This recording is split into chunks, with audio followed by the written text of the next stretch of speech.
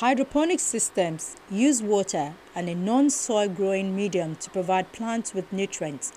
Nutrients added to the water are fed to the plants in a variety of ways. Bubble systems lift nutrients to plant roots with a constant supply of bubbles in the water, while a wick system feeds nutrients and water via a wick. A reservoir is responsible for holding both the water and nutrient solutions. Hydroponic systems are essentially hands-on when it comes to feeding the plant. Everything is usually done automatically aside from the addition of the nutrient solution. Its virtues relative to conventional agriculture have long been clear. The climate can be controlled year-round, pests can be minimized, and with them the use of pesticides. Water and nutrients can be applied in precise quantities. By going up rather than out, a vertical farm can produce more food per hectare of land. And by siting close to an urban area, it can reduce long distribution chains, getting fresher food to customers' tables quicker. Its drawbacks have become equally clear. They mainly come down to cost. Farming well requires deep know-how and expertise. It has proven extraordinarily difficult to expand vertical farms in a way that holds quality consistent while driving costs down. Optimizing production at a small scale is very different from doing so at a large scale. There are so many young farmers who have abandoned the farm disillusioned. Now, Gartner Calloway think they have cracked the code. They have an expansion plan and they are building a much bigger farm in Ekpe, which is more catered to exports, wholesale, and other product lines, not just niche product lines like what we're doing in the city, which is for a niche market that also have a need. So we're taking it step by step, stage by stage in terms of our development and our growth.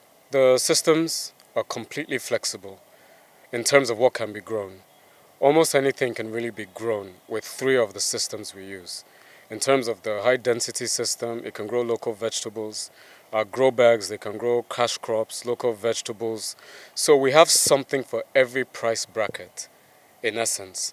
So those that can't afford one system, we have something for them. If they can't afford the middle range, we have the low range for them, and all systems are equally as effective.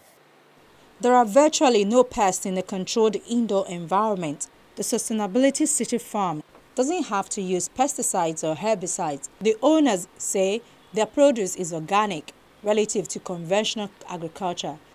These farm owners say they can get much more produce out of a given acre of land using less water. Irrigate from the top, it drips down all the pots. Now because we're using the cocoa coir, it has good water suction capabilities. So it sucks up the water and the nutrients as it's going down. Then it recirculates back into our irrigation room, into a sump. Then automatically goes back into the irrigation tank that comes back out. So it reduces the amount of water and nutrients that we're consuming. Now also for urban planning, this is also a very important point, because as we're in the city, we're not clogging up the drains and having all those kind of issues, because everything that's being used for irrigation is being recirculated till the plants fully consume it, and we now have to replenish it from the nutrient tank, which is part of our irrigation room automation process.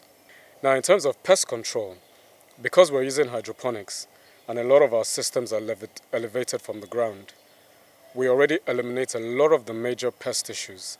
Then the soil we're using, which is the cocoa coir, has its sterile medium. So the major pest issues we have are minor pest issues like caterpillars and aphids, which come with naturally with vegetation.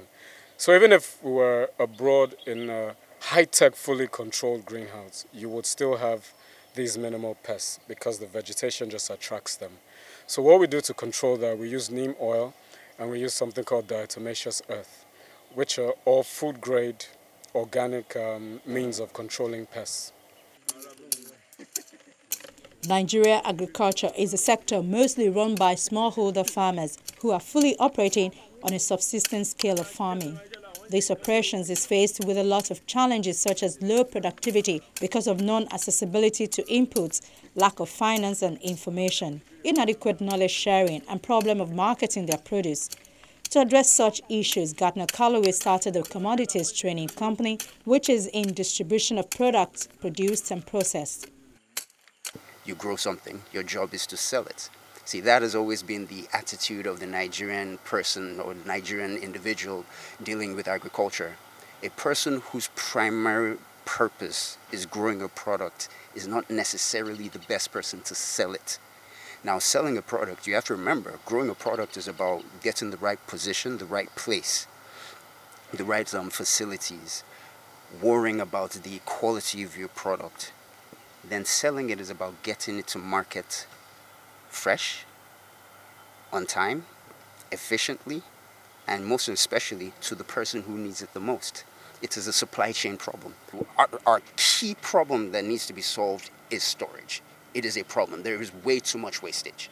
That is a unique problem. There's way too much wastage. And another thing with farmers is that what they produce, the reason why farmers, even though the Nigerian agricultural sector takes a large part of our GDP, you will find out, okay, it's a large part of the GDP, but these farmers are not rich. These farmers don't have money. And it's simply because a lot of what they produce goes to waste. Now, it's also something you have to consider about this entire farm. It's the reason why we're thinking in different ways of growing, because you will then find that something like our sustainable farms, our hydroponic farms, minimizes waste in the way you grow. You think about in the oil and gas space, tank farms. Tank farms, the people who own tank farms, they don't just store their own products. They store other people's products. And that's what we are going to do at trading.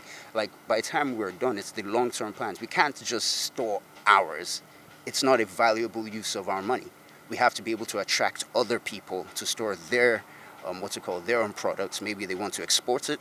Maybe they want to keep it for a later purpose. Maybe they want to dry it for whatever reason. But the point is, a key part to agricultural development is actually ensuring that whatever you do produce, you should minimize its decomposition. You should minimize the amount of losses you have. And right now, we lose way too much agricultural produce just to exploration. And that is a shame. Today, economies are facing many challenges. The increasing scarcity of resources with high costs, skill shortages, and of course, the impact of climate change. Experts believe there is a need to use resources more responsibly while satisfying demand for sustainable products. Experts also say the world desperately needs new ways to grow our food. As the global middle class grows, the world must produce 70% more calories and at least 100% more total agricultural crops by 2050. Meanwhile, the Sustainable Development Goals dauntingly call for a complete end to global food insecurity by 2030. Economists say agriculture is still the #1 driver of climate change and global population. Agriculture is today said to be a $5 trillion industry, the world's largest, and represents 10% of global consumer spending, 40% of employment, and 30% of greenhouse gas emissions, though methane from livestock rates a considerable portion. And we've been warned there is no way to produce the increasing amount of food we will need without massive improvements in growing technology. Happily, conventional farming has already made immense strides outdoors. We're strong advocates of the notion that wherever you are doesn't mean that you're not hungry, or you need food, or the institutions, the businesses, they need food. A lot of these people are importing things. So if we can provide it for them as a start, as part of our growth model, then we're helping the food security issue in Nigeria. And we're helping people and stopping them from importing.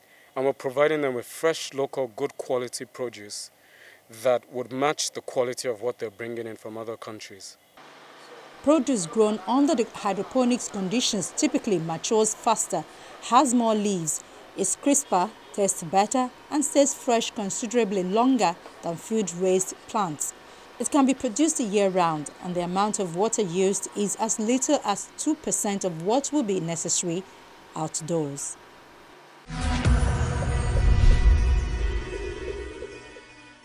That's our program for today. Thank you for watching. Do check our YouTube channel, youtube.com/channelsweb.